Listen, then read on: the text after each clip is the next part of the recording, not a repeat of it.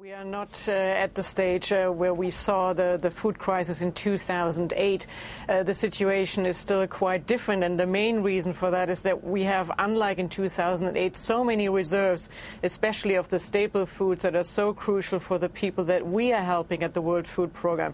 As a humanitarian agency, of course, we're concerned about the poorest of the poor, about the poorer countries where people do not have, for example, the luxury to ever think about buying meat. So that's an important thing, is when we look at these new numbers that have come out now, to see which products have risen so much. And it's sugar, it's oilseeds, it's meat.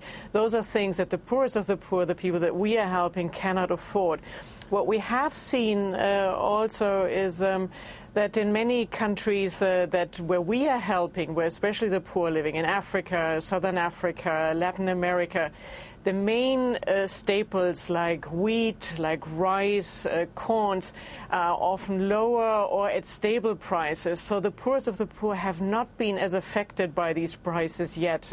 But we are closely monitoring the situation, of course. An important part, for example, is oil prices. What happened in 2008 was that when oil prices were so high, a lot of the corn that was being harvested was being used for ethanol, because people could just make much more money with that.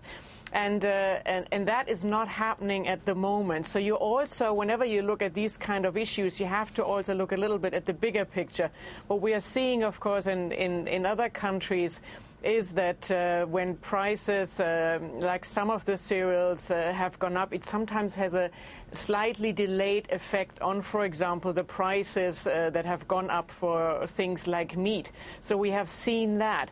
And I think what our colleagues from the FAO have been saying now is that the crucial thing is that agriculture and crops are being increased. That is the important thing that has to happen this year, that crops are going up, that more is being produced so that we bring some stability into those prices.